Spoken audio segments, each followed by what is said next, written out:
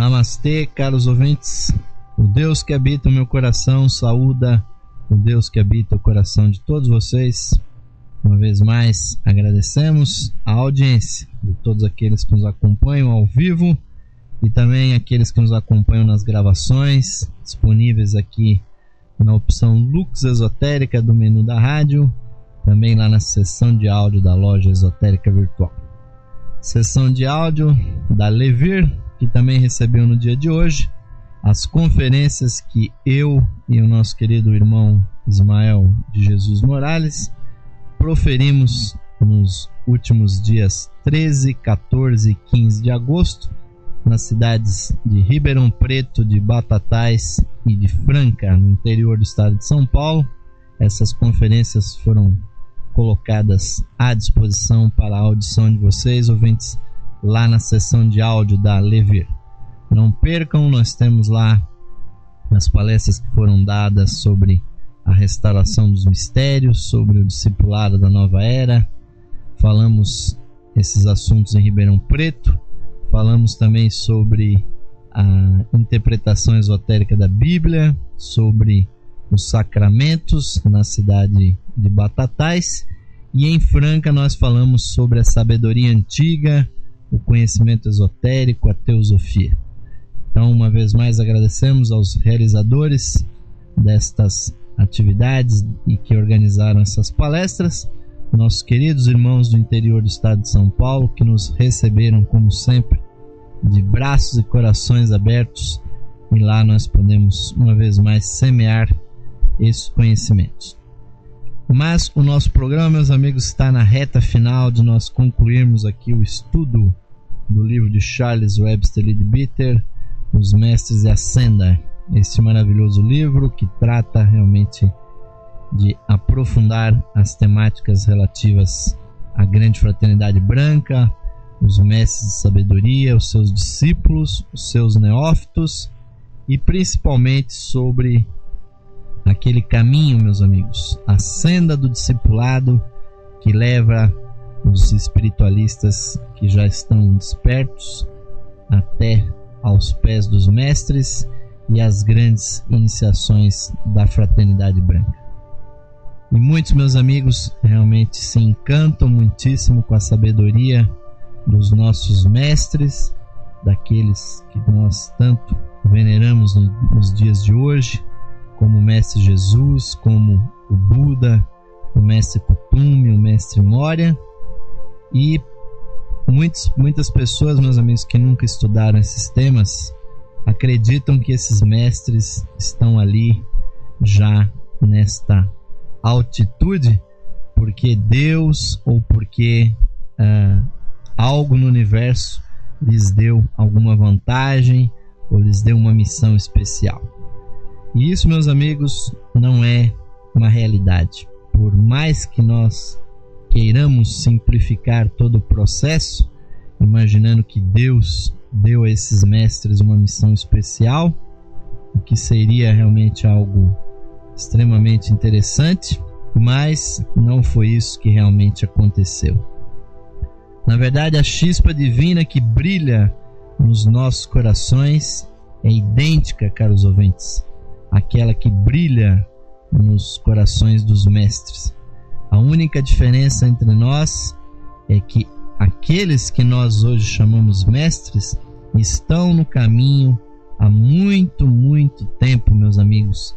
Um tempo que vocês realmente sequer conseguiriam imaginar, em milhares, meus amigos, em milhões de anos. Hoje nós temos no céu esta maravilhosa lua cheia, e lá, meus amigos, aonde hoje existe essa nossa lua, esse satélite, meus amigos, que hoje é inerte, há muitos e muitos milhões de anos atrás existia ali um planeta, meus amigos, que era muito maior, que tinha muito mais matéria. Ali havia vegetação e havia lá, meus amigos, toda uma vida como hoje existe sobre o planeta Terra. Foi a época da chamada cadeia lunar. E naquela época, meus amigos, a maior parte das nossas chispas divinas lá estavam como animais. Então nós, meus amigos, devemos relembrar que nós estamos aqui hoje peregrinando, mas que nós já avançamos muito, porque naquela época, meus amigos, há muitos e muitos milhões de anos atrás, nós ocupávamos as formas animais daquele planeta, que eram realmente formas extremamente diferentes daquela que nós temos hoje na Terra, porque a atmosfera daquele local que nós hoje chamamos Lua era uma atmosfera muito mais densa, a vegetação era quase toda ela de plantas, aquelas plantas que nós chamamos hoje de carnívoras, e haviam ali animais gigantes, como nós tivemos na Terra os dinossauros. Esses animais também existiam ali. Mas o que eu estou querendo dizer com isso, meus amigos, é nós colocarmos as coisas dentro de uma tabela, de uma linha do tempo. Pois enquanto nós éramos animais, meus amigos, na cadeia lunar, aqueles que nós chamamos de mestres já tinham atingido, a maior parte deles, meus amigos, o estágio da humanidade. Os nossos mestres já eram homens e muitos deles já foram, inclusive, iniciados da fraternidade branca, ainda, meus amigos, naquele planeta. Porque aquela cadeia, meus amigos, terminou e a matéria que constituía a Lua acabou vindo a constituir o planeta Terra, que não existia, mas um grande cataclismo, um gigantesco asteroide se chocou com a Lua, então ele perdeu praticamente 2/3 da sua massa, e que acabaram vindo constituir o que hoje é o planeta Terra.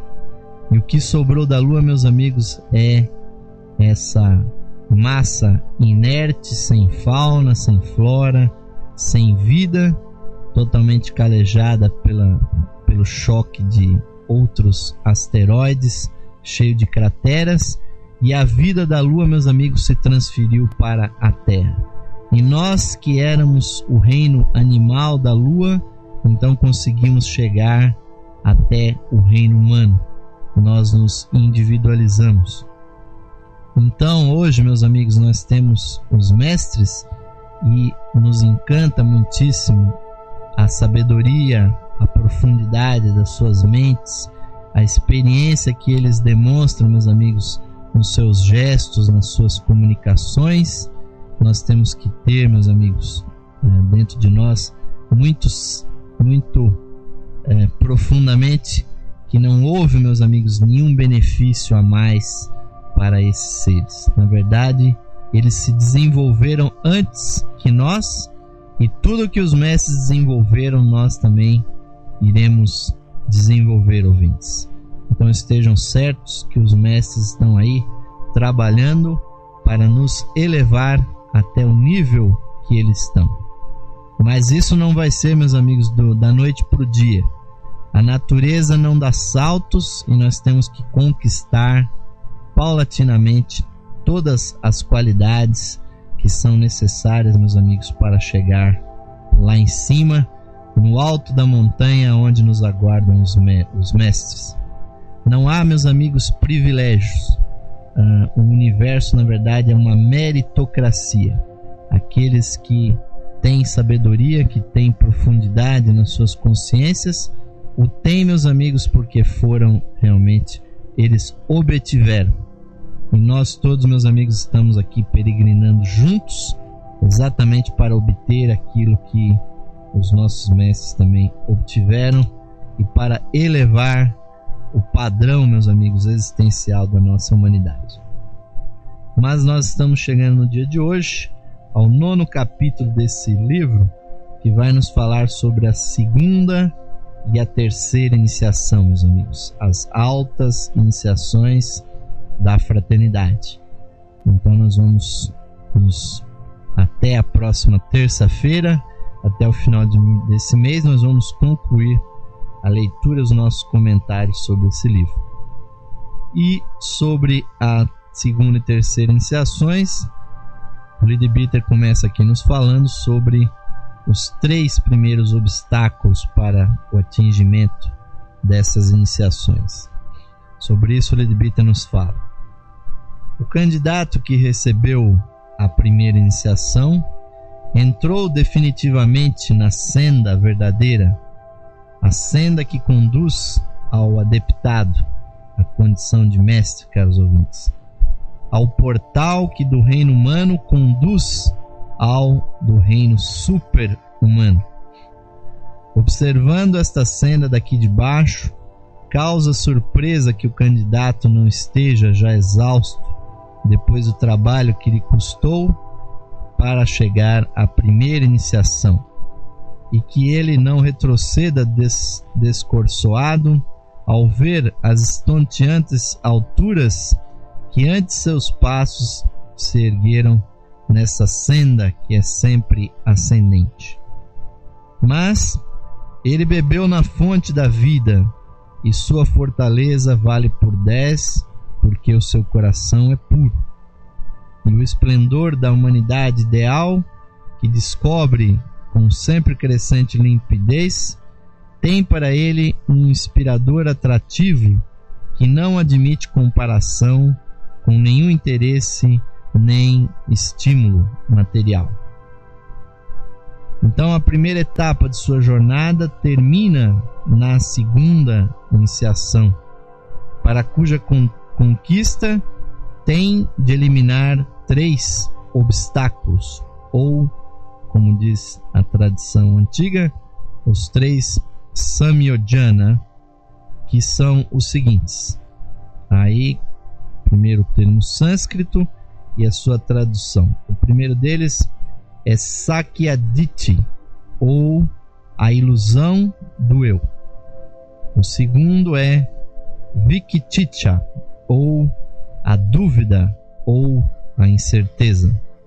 E a terceira é Silabataparamasa, a superstição. São esses, meus amigos, os 3 obstáculos que aquele que já tem a primeira iniciação na Fraternidade Branca tem que ultrapassar para atingir a segunda iniciação: a ilusão do eu, a dúvida ou incerteza e a superstição. Então, o primeiro destes é a consciência do eu sou eu, relacionada com a personalidade, com o nosso eu tridimensional aqui da matéria.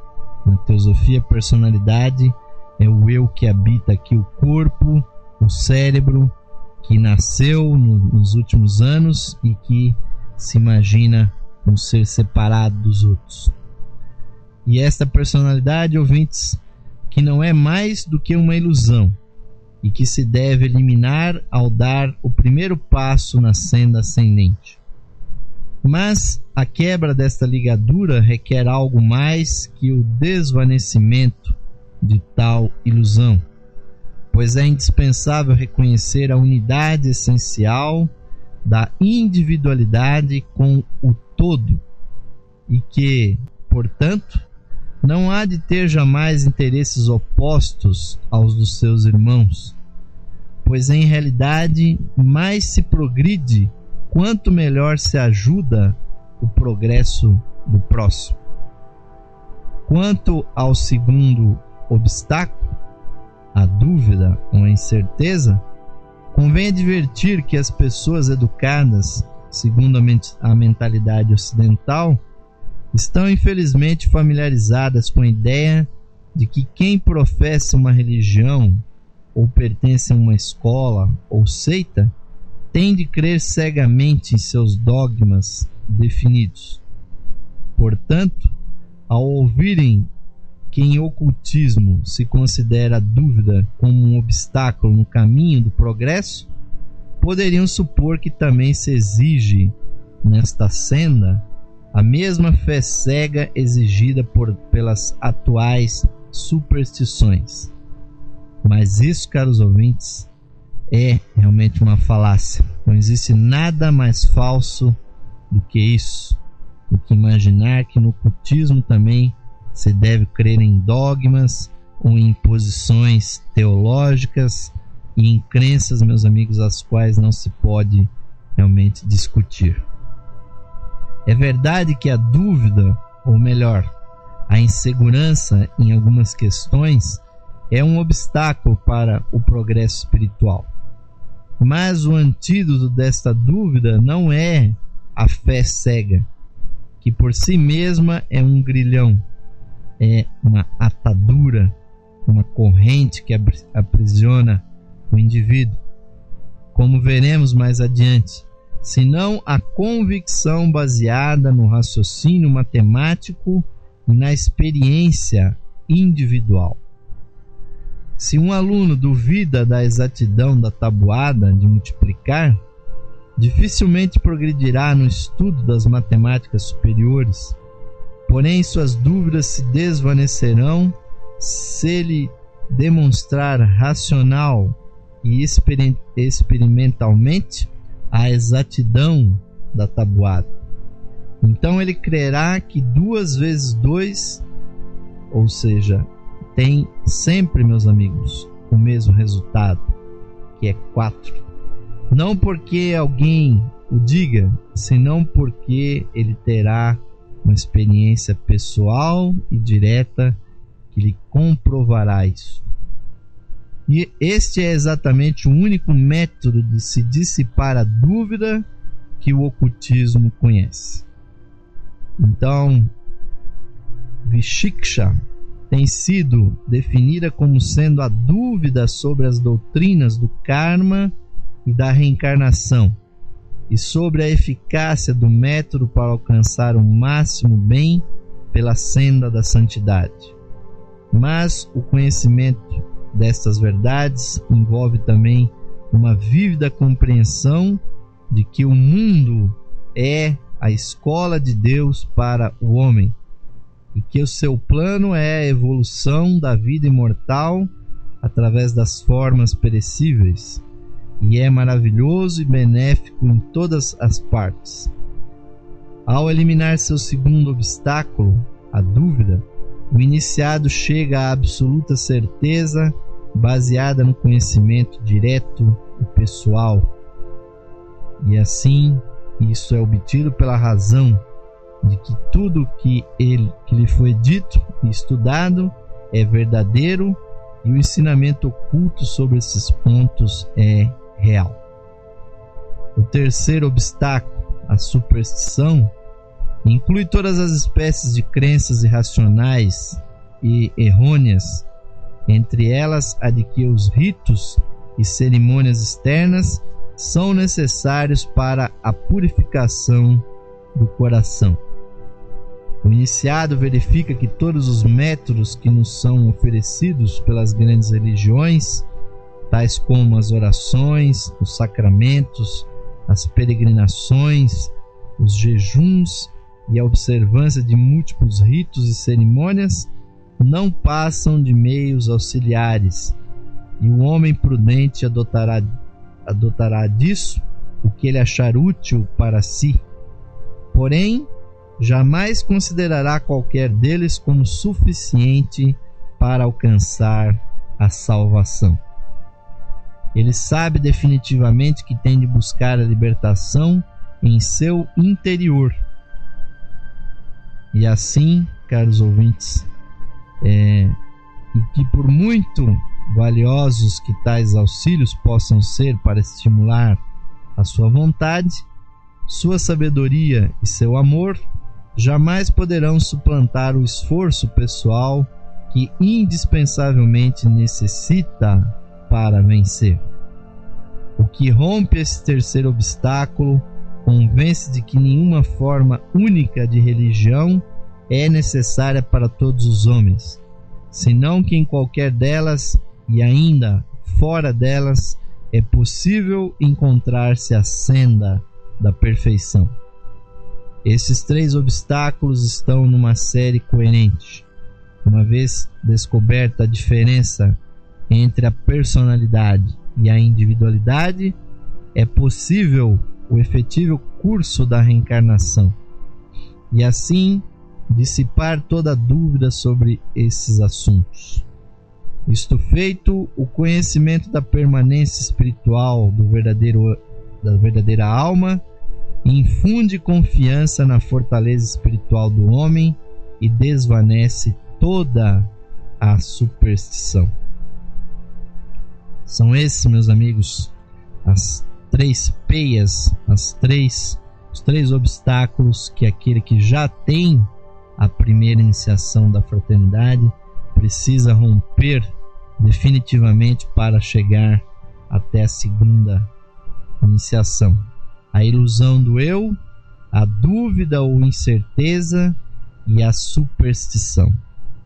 E essas qualidades, meus amigos, que são necessárias para romper os grilhões, realmente só podem vir de um lugar.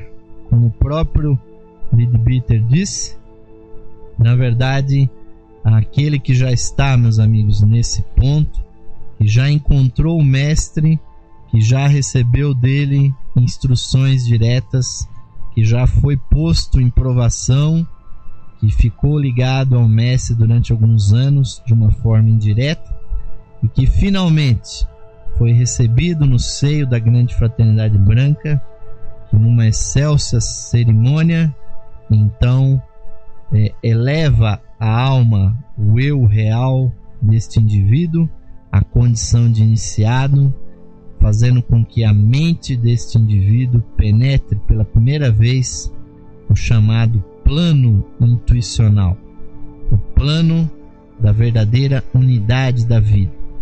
E essa experiência, meus amigos, ela é realmente encantadora e ela também rompe muitos defeitos, muitas defecções que o indivíduo possui. Porque todo espiritualista, meus amigos, todo religioso vê falar sobre a fraternidade, lê nos textos sagrados que o homem deve ser bom, deve praticar as virtudes, que no nosso próximo, meus amigos, deve estar a nossa preocupação. Mas uma coisa, meus amigos, é ter isso como conhecimento.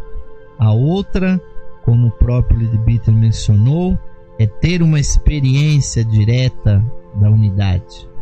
Porque o êxtase que é obtido nessa iniciação, onde o indivíduo penetra pela primeira vez no plano búdico, o plano da intuição, o indivíduo sente, meus amigos, verdadeiramente, sente com a sua carne, com a sua emoção, com a sua mente, realmente a unidade da vida, com os pequenos seres que estão à nossa volta, com os insetos, com os animais, com as plantas. Nós sentimos que a vida divina está naqueles seres, está em nós.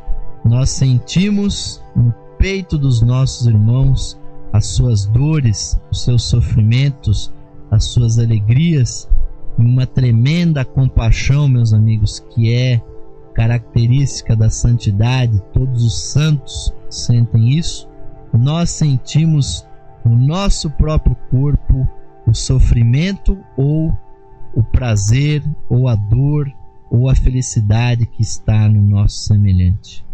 E essa experiência, meus amigos, é inenarrável.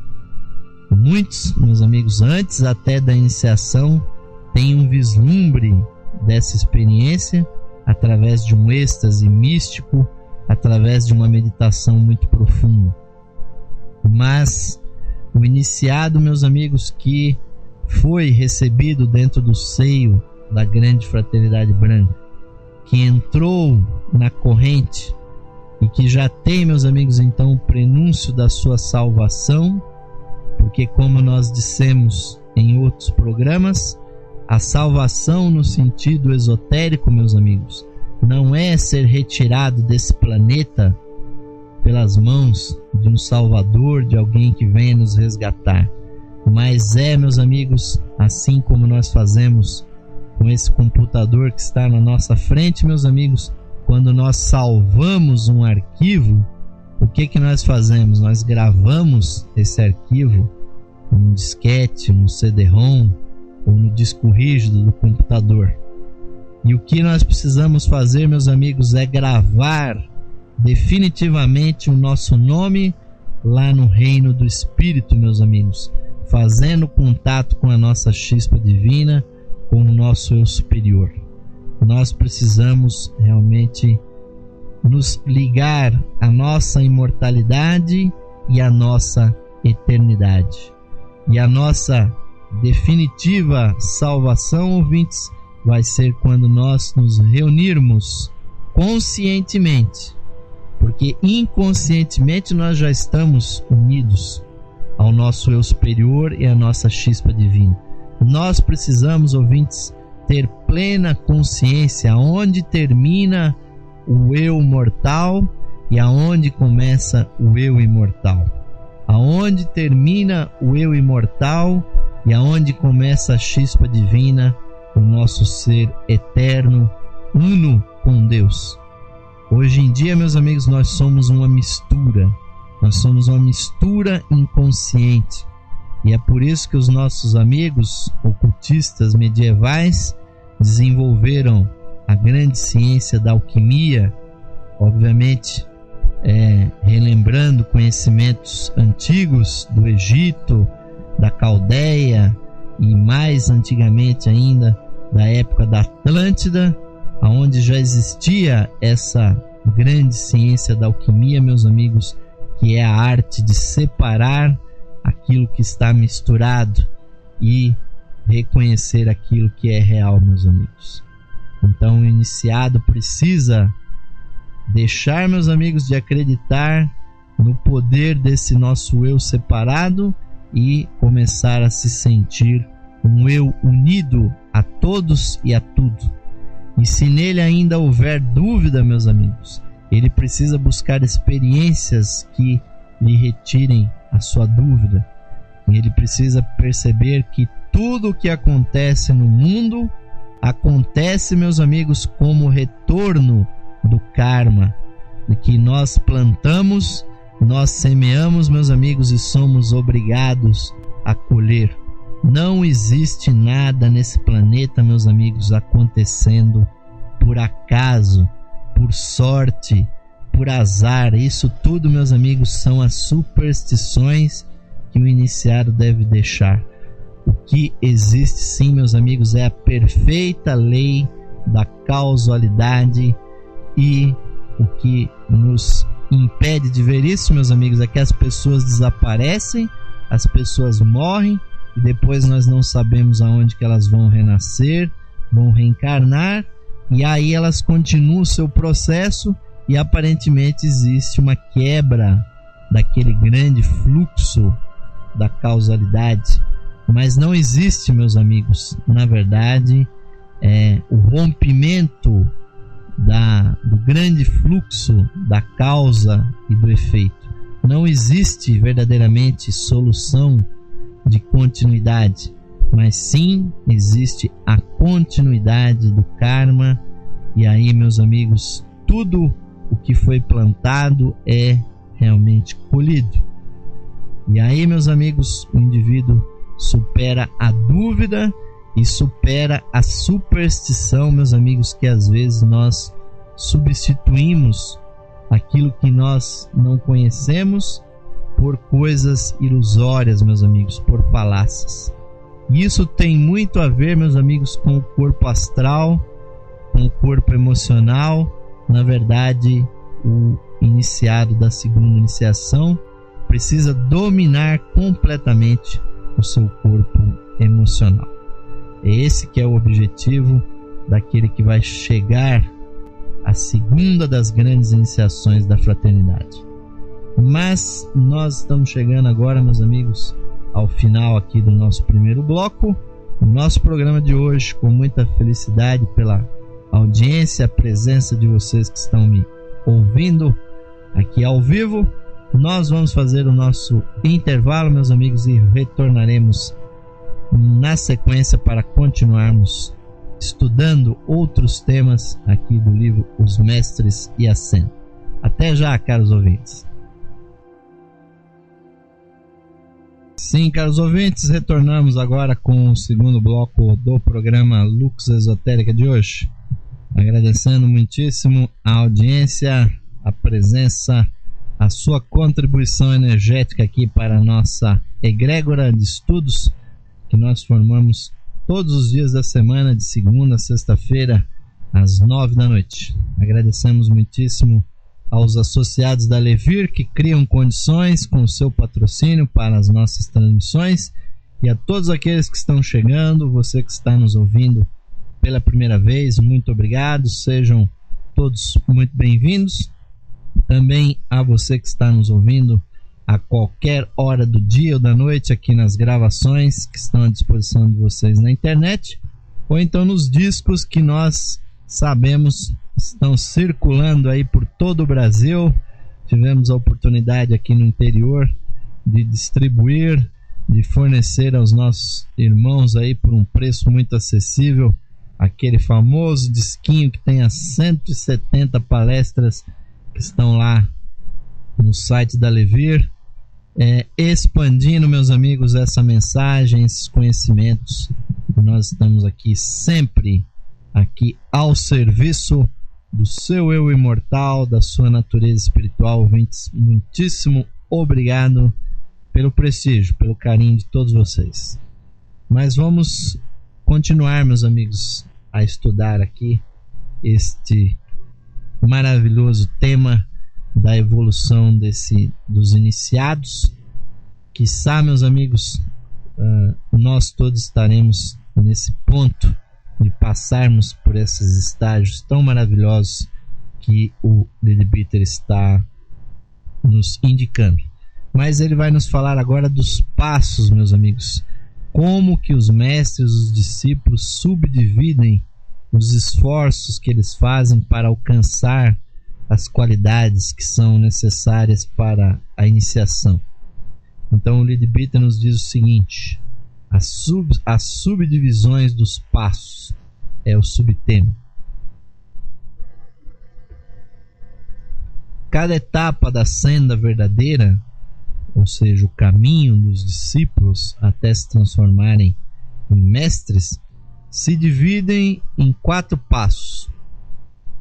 O primeiro se chama, na terminologia esotérica, mago, e compreende o tempo em que o estudante se esforça para romper os obstáculos.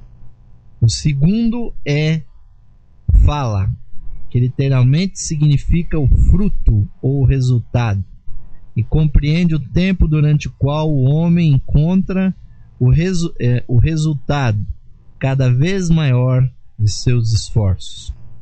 O terceiro, que é vaga ou consumação, é o período em que, tendo obtido o resultado de seus esforços, ele pode cumprir satisfatoriamente a obra peculiar do trecho em que se acha dentro da senda, no caminho da evolução acelerada que conduz aos mestres. O quarto é Gotrabu, que significa haver alcançado a aptidão necessária para receber a iniciação seguinte. Para chegar ao período Gotrabu, é necessário e absolutamente essencial que o candidato se tenha libertado completa e inteiramente das ligaduras que dificultam aquela etapa especial da senda. Antes de proceder à segunda iniciação, o iniciador exige provas de como o candidato tem usado os poderes que se lhe conferiram na primeira das iniciações. E uma das mais formosas características da cerimônia é a parte em que avançam para dar testemunho todos os auxiliados pelo candidato. Ademais, este tem de saber atuar livremente em seu corpo mental, porque, assim como se recebe a primeira iniciação no mundo astral, a segunda tem por cenário o mundo mental. esta afirmação parece incongruente com o que dissemos acerca de que a primeira iniciação se efetua numa sala ou jardim, mas em realidade não há tal incongruência. Se o Senhor Maitreya é o celebrante, a cerimônia se efetua usualmente em seu jardim ou em seu salão. Ele está presente em seu corpo físico e em muitos casos também está o Senhor Vaivasvata Manu, que vive próximo a ele. Todos os demais presentes estão comumente no veículo astral, no caso da primeira iniciação, e no veículo mental, no caso da segunda. Os grandes seres presentes focalizam sua consciência com toda a facilidade em qualquer nível requerido, mas há certamente nos planos astral e mental uma perfeita contraparte de cada coisa do plano físico, e por isso os relatos são perfeitamente corretos e as posições tomadas em relação a objetos físicos são exatamente como ali se descreveu. Então, meus amigos, esses 4 estágios, né, que Leadbeater menciona são exatamente aquilo que cada um de nós deve tentar fazer quando se depara com um obstáculo. Porque o iniciado, meus amigos, tem diante de si uma tarefa realmente hercúlea. Uma tarefa que é a de deixar de viver como uma pessoa restrita a seu exclusivo círculo energético, onde a pessoa sempre se imaginou como separada das outras, quando cada um de nós, meus amigos, ainda é apenas um pequeno ovo, né, colocado numa chocadeira, meus amigos. A nossa aura ainda é um ovo cósmico, meus amigos, que não desabrochou. Nós ainda somos seres que precisamos receber de fora o calor, não só das energias divinas, mas também das instruções dos mestres, que são aqueles, meus amigos, que paulatinamente vão nos desenvolvendo.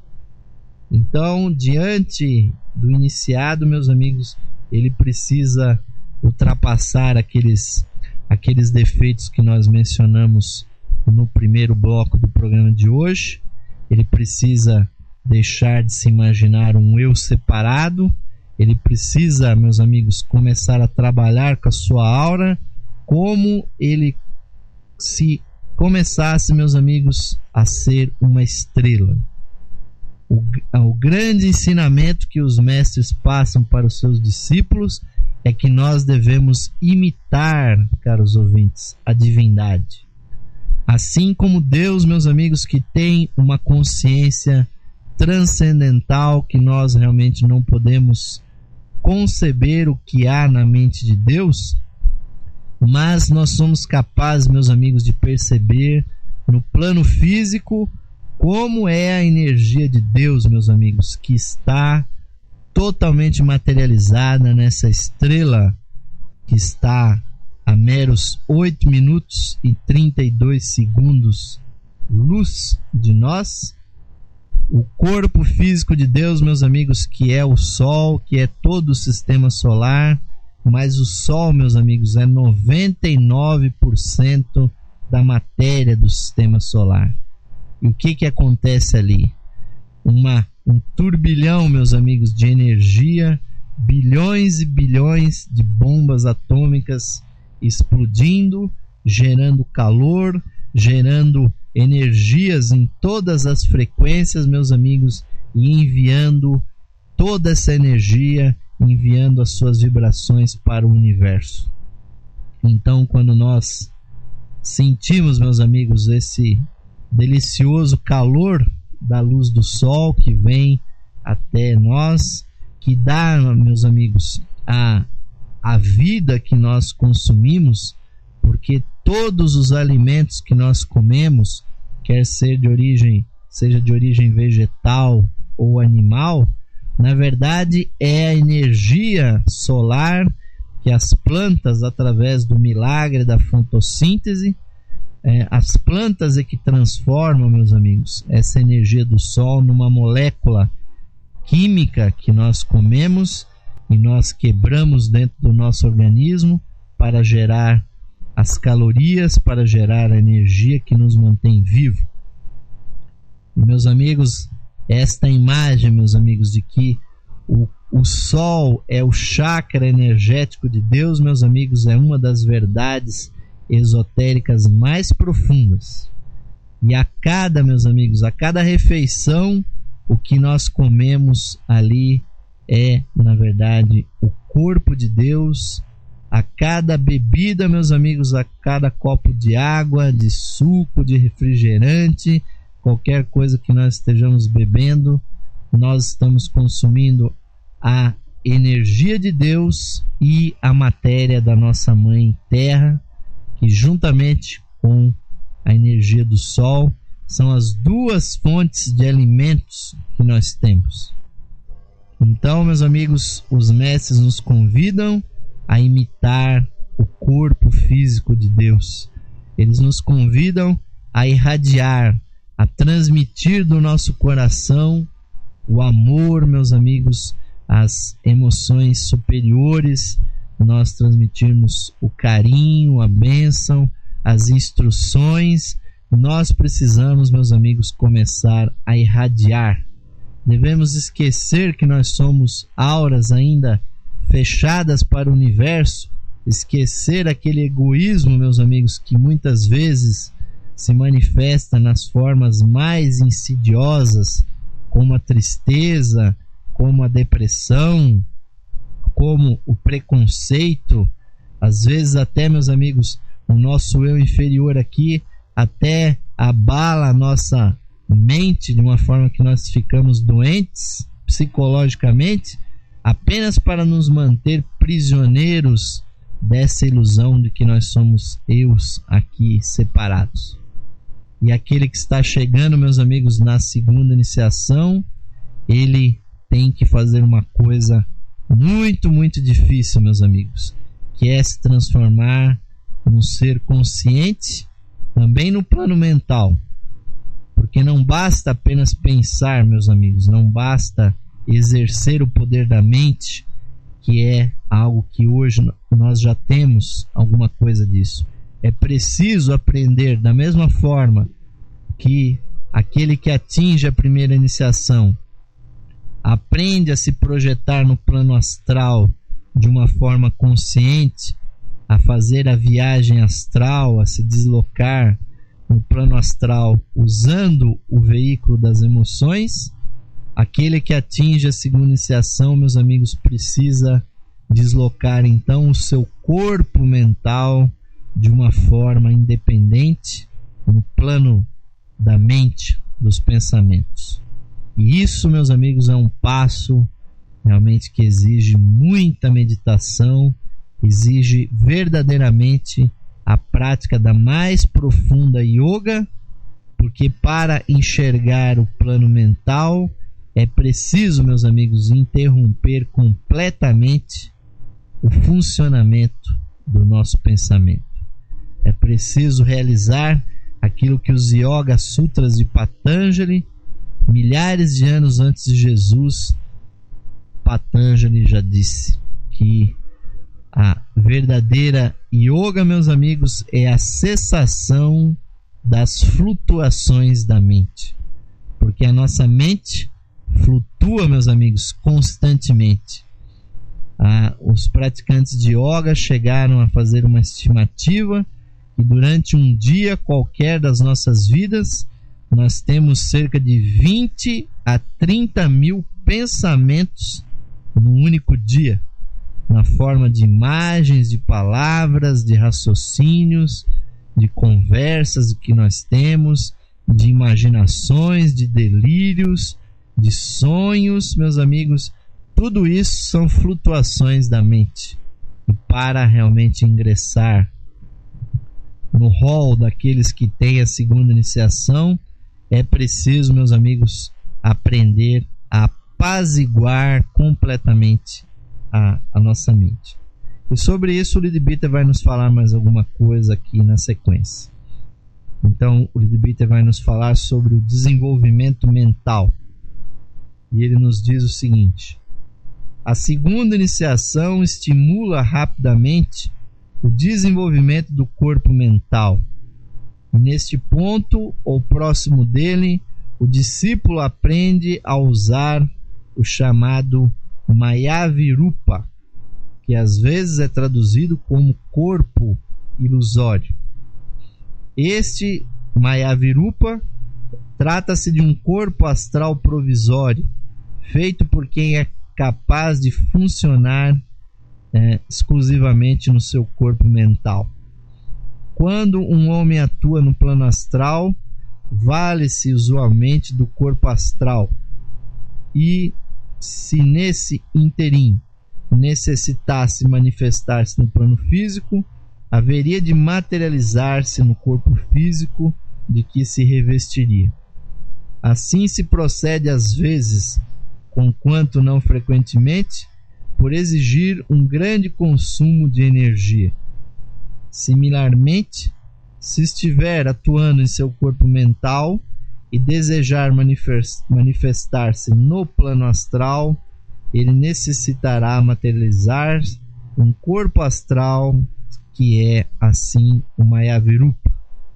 Mayavirupa, caros ouvintes, que é uma palavra sânscrita. Mayavi quer dizer ilusório e Rupa, corpo, ou seja, um corpo criado com o poder da mente, totalmente conformado com o poder da consciência do indivíduo. Quando tiver terminado a obra no plano astral e tiver de voltar ao mental, desvanecer-se-á o Mayavirupa, cujos materiais componentes retornarão à circulação geral da matéria astral, de onde haviam sido tirados pela vontade do discípulo. Até a ocasião de receber a primeira iniciação, o neófito atua durante as noites em seu corpo astral. Mas tão logo adquira pleno domínio deste corpo e saiba empregá-lo como veículo, começa a atuar também em seu corpo mental. Quando este outro está completamente organizado e é um veículo muito mais flexível do que o astral, e com ele, então, ele poderá efetuar muito trabalho impossível do que aquele que é feito com o astral. A faculdade de formar o Mayavirupa lhe permite trasladar-se instantaneamente do plano mental para o astral e vice-versa, de modo que continuamente pode valer-se de maior poder e mais aguda percepção do corpo mental, pois que só há de materializar-se astralmente quando necessite tornar-se visível aos moradores do plano astral. Será necessário que primeiro o mestre ensine o discípulo a formar este Mayavirupa, e depois, ainda que não seja muito fácil inicialmente, já o poderá construir sem o auxílio alheio.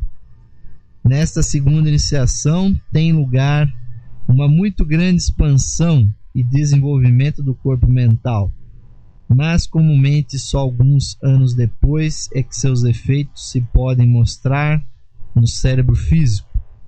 No começo, estes provocam inquestionavelmente grande tensão nesse cérebro, já que ele não pode instantaneamente afinar-se com o diapasão necessário a essa expansão de consciência.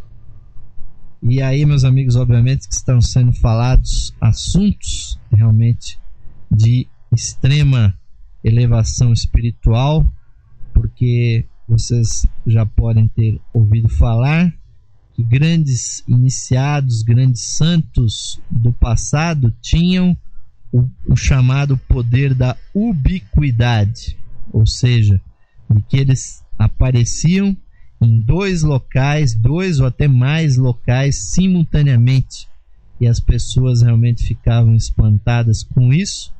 E na verdade esse poder, meus amigos, ele é conferido, ele é ensinado aos iniciados da Fraternidade Branca, que é exatamente esse poder de construir corpos, né, ilusórios para se manifestar à distância, para então conversar com pessoas no plano físico e no plano astral também. Então, muitas vezes, os próprios mestres projetam esses corpos ilusórios.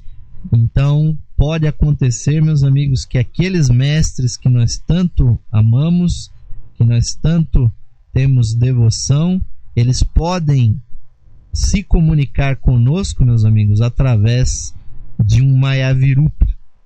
Principalmente quando nós estamos dormindo e nós estamos projetados no plano astral, nós podemos encontrar com o mestre que não está ali efetivamente na nossa frente, naquela imagem, mas ele está mantendo à distância esse Mayavirupa.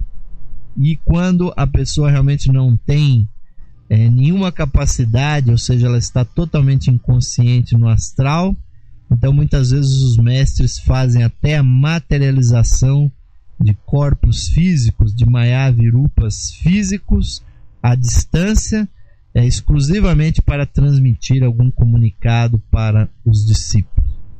E isso, obviamente, meus amigos, é uma coisa que causa muito espanto. As pessoas realmente ficam muitas vezes muito abaladas quando isso acontece, e é um fato, meus amigos, é um dos pontos mais interessantes do ocultismo. Mas por trás, meus amigos, de todo esse assunto que nós estudamos essa noite, está, meus amigos, o aperfeiçoamento da nossa natureza oculta, do nosso eu maior, da nossa alma, que nós diariamente temos que cultuar. Cada vez mais, meus amigos, nós temos que nos conscientizar que dentro de nós existem duas outras grandes essências conscientes: a nossa alma e a nossa chispa divina, ou o nosso espírito. Quanto mais, meus amigos, nós estivermos conscientes disso, quanto mais nós começarmos a nos desvencilhar aqui das ilusões da matéria e sermos cada vez mais canais das nossas duas naturezas ocultas, a nossa natureza psíquica, a natureza da nossa alma e a natureza da nossa chispa divina, tanto mais a nossa vida estará próxima de atingir as iniciações, de atingir, meus amigos, a libertação dessa roda interminável chamada de Sansara, a roda de nascimentos e mortes, a qual no estágio humano nós temos peregrinado através dela. É isso, meus amigos, que o nosso programa deseja para todos os nossos ouvintes: o nosso congraçamento, a nossa grande unidade, nossa grande amizade. Ouvintes que nós agradecemos muitíssimo. Nós estamos aqui trabalhando, levando essas informações para que a alma de vocês, ouvintes, esteja cada vez mais presentes na vida de todos. E convidamos a vocês para encerrarmos esse nosso programa de hoje, fazendo a nossa última vibração, nos colocando em contato com a nossa chispa divina, o nosso eu eterno, ouvintes, que está brilhando aqui conosco. Fechamos os nossos olhos, sintamos uma vez mais o batimento cardíaco e lá dentro, ouvintes, visualizemos com o poder da nossa mente o brilho daquela luz inefável, desta joia sagrada que brilha sobre o lótus do nosso coração. Visualizemos a luz da nossa chispa iluminando todo o nosso ser com o seu brilho, preenchendo todo o nosso corpo, iluminando todos os nossos órgãos internos, e vamos expandir essa luz para além do nosso corpo, lançando-a pelo nosso caminho, que nós possamos trilhar a nossa evolução sempre iluminados pela luz da nossa chispa divina, do nosso eu eterno e imortal. neste momento solene, ouvintes, vamos procurar compreender, internalizar e realizar o sentido dessas palavras no mantra do ser interno, que nos diz o seguinte: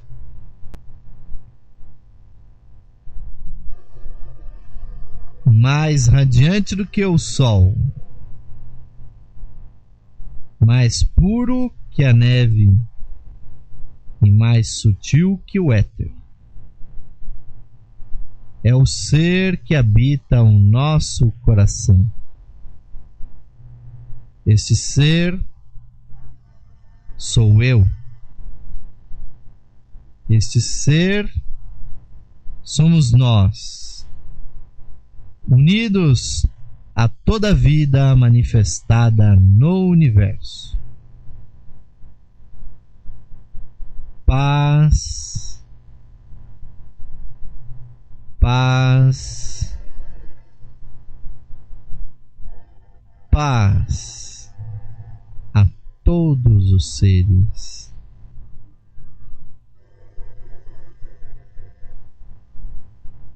Amém, caros ouvintes, que assim seja. Que o Espírito da Verdade esteja conosco, sempre presentes, que nós possamos estar aqui nas próximas ocasiões, sempre com muita alegria, com muito entusiasmo, para continuarmos estudando juntos. Que a bênção do Mestre siga para os vossos corações, para as vossas mentes, e que nós continuemos aqui com a nossa tarefa, nossa missão, nosso Dharma, de levar, meus amigos, durante a noite aqui, muita sabedoria para a sua alma, assim como durante todo o dia a nossa rádio, de uma forma democrática, leva muito boa música para vocês, de uma forma sempre interativa.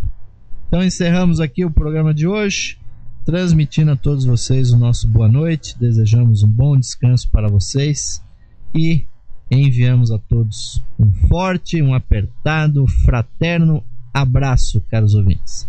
Até a próxima edição do programa Lux Esotérica.